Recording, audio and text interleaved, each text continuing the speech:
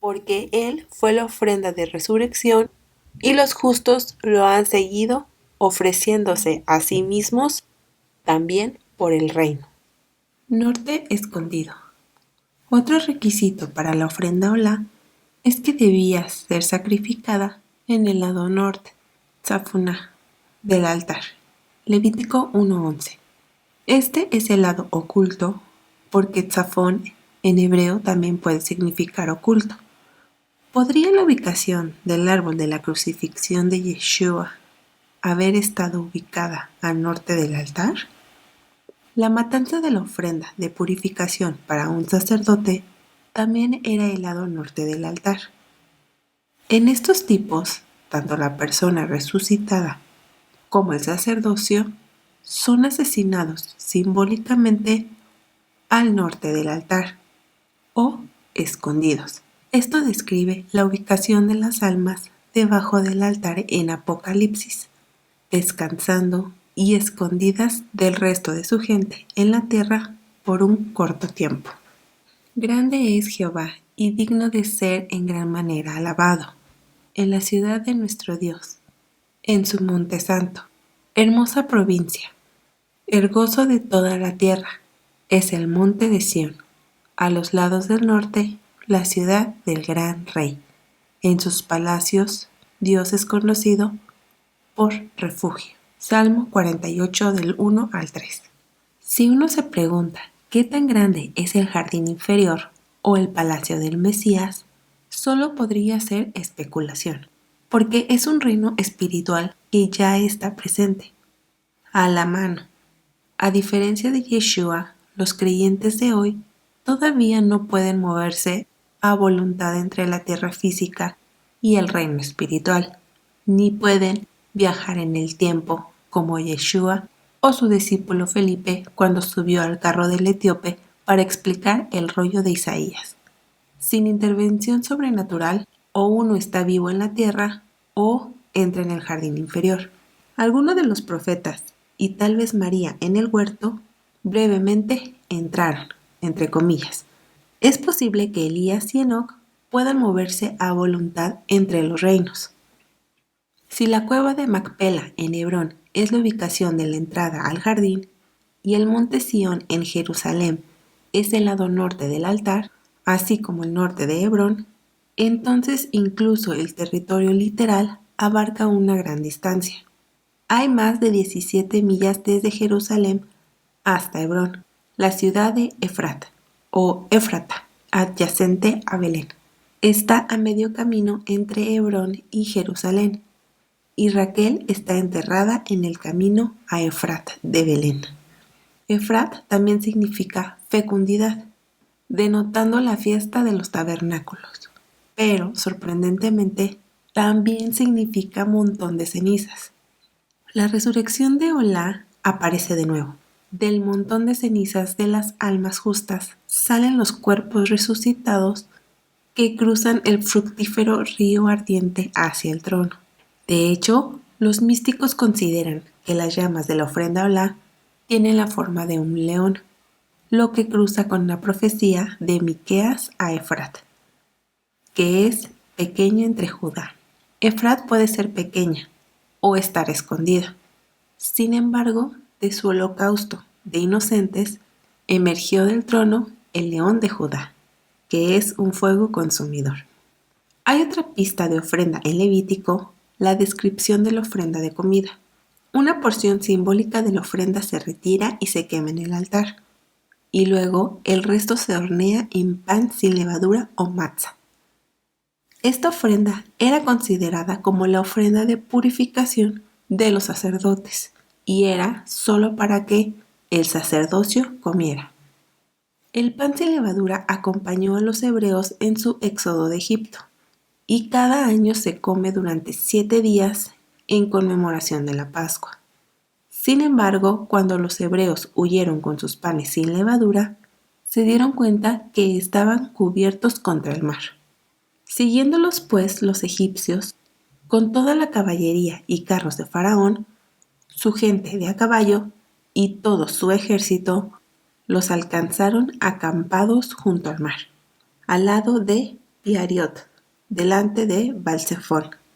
El topónimo Balsefón es una insinuación, ya que significa Señor del Norte. Si bien es probable que aludiera a un dios egipcio o a un nombre honorífico para el faraón, hay un verdadero Señor del Norte, el Dios de Abraham, Isaac y Jacob. Rescató a los israelitas del faraón, dominando a todos los dioses egipcios y al propio faraón. Los israelitas acamparon frente al Señor del Norte.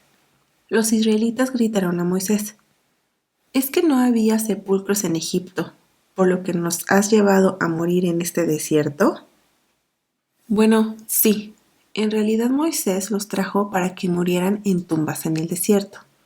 Una tribulación en hebreo es un lugar estrecho, y estrecho donde no hay lugar para dar la vuelta. Restringe los movimientos. Incluso la palabra Egipto denota tribulación. En hebreo, Egipto es Mitzraim, o de las tribulaciones. El Santo de Israel llevó a los hebreos de una tribulación sirviendo a Faraón a otra, quedando atrapados entre el ejército de Faraón detrás y el Señor del Norte delante de ellos. Enfrentarse al peor miedo de uno es un tipo de muerte, como cuando Abraham ofreció a su único hijo como olá. Sin embargo, la olá es un tipo de tumba para la resurrección. Quema todo lo que hay dentro, dejando solo la piel. Y el ángel de Dios que iba delante del campamento de Israel se apartó e iba en pos de ellos. Y asimismo la columna de nube que iba delante de ellos se apartó y se puso a sus espaldas. Éxodo 14:19.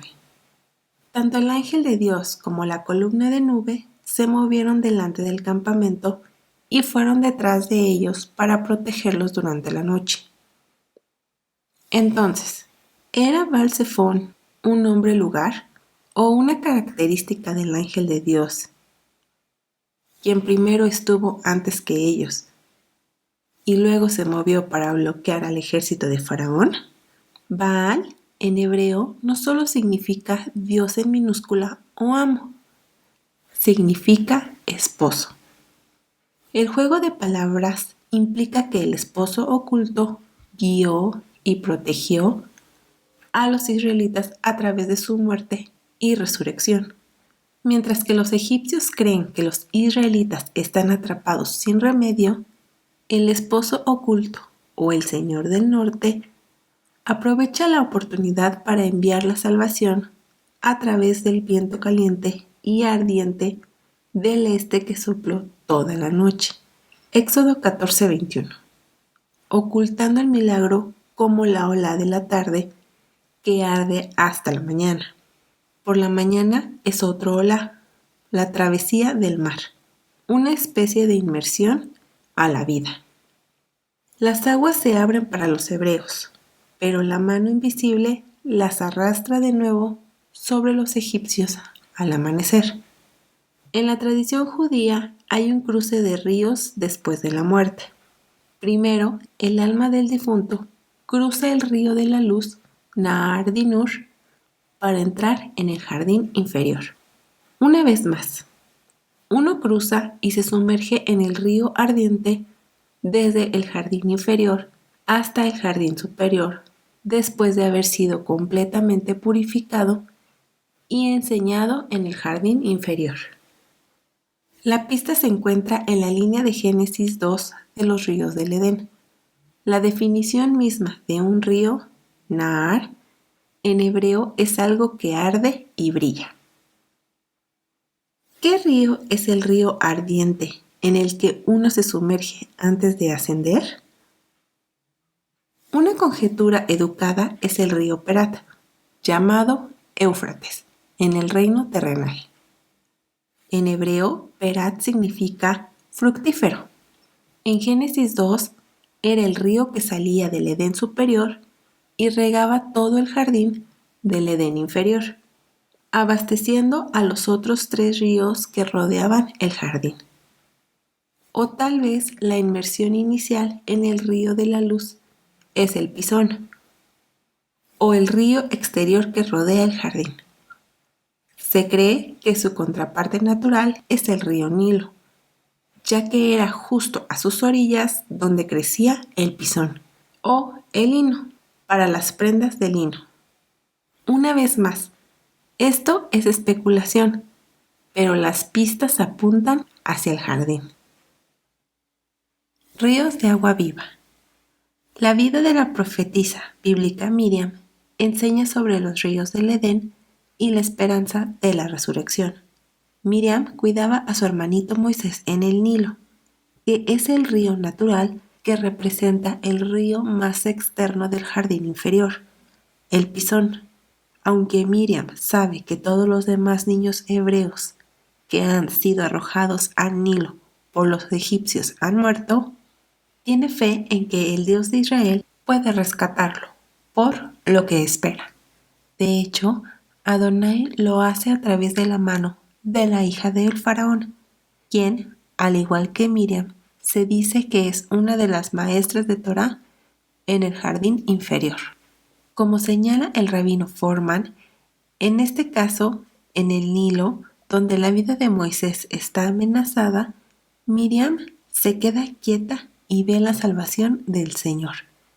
Es un acto de fe estar entre los juncos del Nilo. Más tarde, toda la nación de Israel es amenazada por todo un ejército egipcio en el mar de los juncos. Todo un mar lleno de juncos. Miriam ya había predicado con el ejemplo en la fe, y Moisés les dice a los israelitas que se detengan y vean la salvación del Señor. En la antigüedad, las cañas se utilizaban como instrumento de escritura y medición. Miriam insinúa que Israel debe tener fe en la palabra y cada persona recibe una cierta medida de fe que puede ejercerse en ella. Todo lo que tienes que hacer es pararte y mirar. Si extendemos la posición de Miriam como una profecía de esperanza en la resurrección, las capas de la fe se vuelven más profundas. Ella creía que Moisés podía ser resucitado del río, así como Abraham creía que Isaac podía ser resucitado del altar. Ella fue el modelo por el cual se exhortó a Israel a creer en su resurrección del mar de juncos, un viaje que mataría a aquellos que los persiguieran con carros y caballo. Moisés se paró frente a ellos debido a la fe de Miriam en la resurrección, por lo que ellos también podían creer en una resurrección de agua. Algunos confían en carruajes, otros en caballos, pero nos acordaremos del nombre de Jehová nuestro Dios. Salmo 27 e Isaías 31:1. Es un salmo de creencia contrastante en el poder de la propia fuerza, que es perecedera y carece de fe en aquel que lo creó todo. Se contrasta con la fe en el nombre de Dios, que es imperecedero y es la fuerza de la resurrección. El Salmo 28 continúa estableciendo esta esperanza. Aquellos que esperan en carros y caballo fueron derribados y cayeron, pero nosotros hemos resucitado y estamos en pie. Cuando el pueblo clama por agua 3 días después de cruzar el mar de juncos, Moisés resuelve las crisis tomando un palo de madera y arrojándolo en agua amarga para endulzarlo. Esta insinuación de agua de 3 días es otra de la resurrección. Para los malvados, el agua es imbebible, insuperable. Al que tiene fe, el agua le da vida para el camino. La lección de fe de Miriam salva la vida de Moisés una vez más en la próxima crisis del agua, porque la gente quería apedrearlo. Este es el momento en que se le dice a Moisés que golpee la roca, y esta es la roca que se convierte en el pozo de Miriam. Tomemos el nombre de Miriam. Mem, Reish, Yud, Mem. Elimina todas las vocales. para que solo tengas mem, resh, yud, mem. Si vocalizas mem, resh, yud, mem, de una manera puede significar marim, amargo. Si lo vocalizas de otra manera, puede significar merim, levantar. Si lo vocalizas de otra manera, puede significar morim, rebeldes. Ahora piensa en estas palabras. ¿Dónde aparecieron? Crisis del agua número 1. ¿Cómo es que no podían beber el agua? Ki marim eim. Las aguas eran amargas. Ahí está marim. Mem, resh, yud, mem. Crisis de agua número 3. Justo antes de que Moisés golpee la roca, levanta su mano, Vayarem, que viene de Meirim, elevar. Finalmente, cuando le habla a la gente al unísono de golpear la roca, Shimu no Hamorim dice, escuchad rebeldes, Mem Resh Yud Mem, una vez más. Todas y cada una de las permutaciones posibles del nombre de Miriam aparecen en la crisis del agua. En la primera canta Miriam, la última muere. En la mitad su roca se convierte en este pozo. Miriam está en todas partes en estas historias de la crisis del agua. Juan tiene una visión de una nueva Jerusalén descendiendo. Uno puede suponer que a la tierra natural, pero ¿qué pasaría si se refiere desde el jardín superior hasta el jardín inferior como el río del Edén superior que regó todo el jardín inferior? Después me mostró un río limpio de agua viva, resplandeciente como cristal, que salía del trono de Dios y del Cordero. Apocalipsis 22:1. El Perat, o río fructífero, connota la fiesta de Sukkot, o tabernáculos, que incluía ofrendas de todo tipo de frutas y productos. Era Sukkot donde los judíos practicaban la ceremonia del derramamiento de agua acompañada del vertido de vino. Según la tradición judía, los 4 ríos del Edén son la miel, el vino, el bálsamo y la leche. Yeshua estuvo de pie en la ceremonia de derramamiento de agua de la fiesta de Sukkot y se proclamó a sí mismo como ese río de vida eterna. Él conecta las almas en reposo del jardín inferior con el jardín superior. Cuando la Nueva Jerusalén desciende en Apocalipsis 22, Juan describe 12 tipos de frutas que crecen a lo largo del río y las hojas sanan a las naciones. Esto es consistente con la tradición rabínica. Sorprendentemente, el árbol crece a ambos lados del río y aunque es un solo árbol, da 12 tipos de frutos. Después me mostró un río limpio de agua de vida, resplandeciente como cristal, que salía del trono de Dios y del Cordero. En medio de la calle de la ciudad, y a uno y a otro lado del río, estaba el árbol de la vida, que produce 12 frutos, dando cada mes su fruto. Y las hojas del árbol eran para la sanidad de las naciones. Apocalipsis 22:1 y 2. El árbol de la vida es una metáfora de la Torá, la palabra de Dios. Al igual que en el jardín del Edén, el árbol está asociado con un río. El agua es una metáfora de la Torá, al igual que el árbol de la vida. Y en Apocalipsis 22:1 y 2 se asocia con sus cualidades curativas.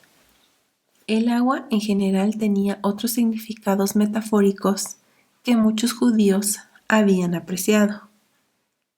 Selkin ha analizado las tradiciones rabínicas que identifican el agua con la Torá y ha demostrado cómo las palabras de la Torá eran consideradas como un estanque purificador para Israel. Como resultado, en los primeros siglos, algunas sectas judías se sumergían en agua antes del estudio de la Torá o de la oración, ya que se pensaba que renovaba sus mentes para el estudio y se preparaba para la presencia del Espíritu Santo invitada por la oración y el estudio. Cuando Juan menciona en el capítulo 22, no hay necesidad de la luz física del sol y la luna en la ciudad santa del mundo venidero, porque la fuente de la luz es el Santo, la ciudad superior descendente es aquella en la que ya no hay más muerte, y las primeras cosas han pasado. Esto sugiere que el descenso completo de los justos en la Nueva Jerusalén ocurre después del juicio de los libros, que ocurre en la segunda resurrección.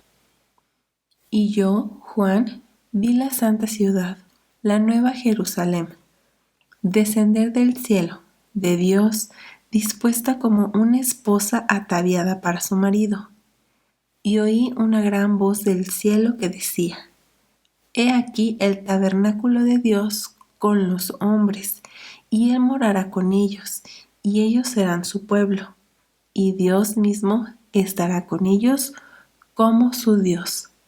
Enjugará Dios toda lágrima de los ojos de ellos, y ya no habrá muerte, ni habrá más llanto, ni clamor, ni dolor, porque las primeras cosas pasaron. Apocalipsis 21 del 2 al 4. Vino entonces a mí uno de los 7 ángeles que tenía las 7 copas llenas de las 7 plagas postreras, y habló conmigo diciendo: Ven acá, yo te mostraré la desposada, la esposa del Cordero. Apocalipsis 21, 9. La inauguración de la Nueva Jerusalén como residencia permanente de los justos después de la segunda resurrección va acompañada de la disposición de las almas malvadas en el lago que arde con fuego, lo que se conoce como la segunda muerte. El que venciere heredará todas las cosas, y yo seré su Dios, y él será mi hijo. Pero los cobardes e incrédulos, los abominables y homicidas, los fornicarios y hechiceros, los idólatras y todos los mentirosos tendrán su parte en el lago que arde con fuego y azufre, que es la muerte segunda. Apocalipsis 21, 7 y 8. ¿Puede un alma morir 2 veces? Aparentemente sí. Los malvados impenitentes nunca sobrevivirán el viaje a través del río de la luz, porque es sagrado y para el sustento de los santos. El lago de fuego es una descripción adecuada de la morada de los impíos, que probablemente serán agrupados de manera similar a la forma en que el cuerpo del Mesías está agrupado en el manojo de los vivientes. ¿Puede un alma resucitar 2 veces? Quizás, si se trata de una transformación espiritual aún mayor, entrar por las puertas del jardín superior, cuando los libros se abren en la segunda resurrección. Tal vez sea así. Una pista está en el siguiente versículo, el 9. Ven aquí, te mostraré a la novia, la esposa del Cordero. La novia, adornada para su esposo, la esposa del Cordero, puede ser capaz de pasar de un jardín inferior, según el apóstol Pablo, lo cual ya es inexplicable para el entendimiento humano, a un hogar de ciudad-jardín para la virtuosa esposa del esposo oculto. El trono de esta ciudad emite un fructífero río de Sucot.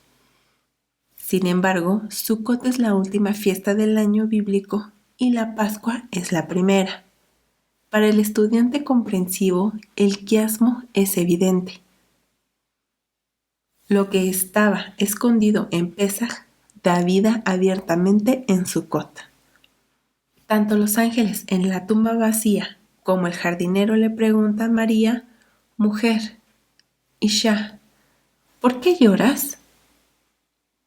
El marror y el agua salada de cada cena de Pascua representan la amargura de la esclavitud y las amargas lágrimas derramadas en Egipto.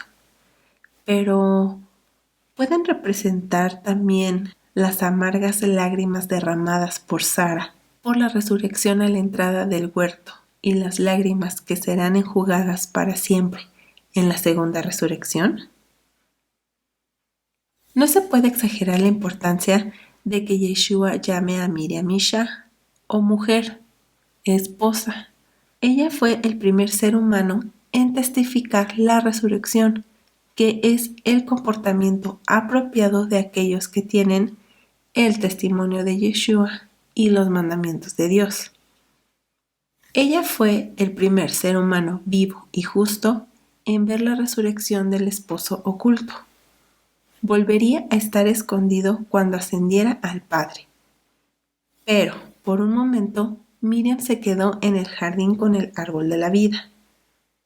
Cada año, un pedazo de matzá se envuelve en una servilleta de lino y se esconde durante la Pascua. A esto se le llama tzafún. Tzafún significa encerrado, oculto, enterrado y fuera de alcance, como Baltsefón.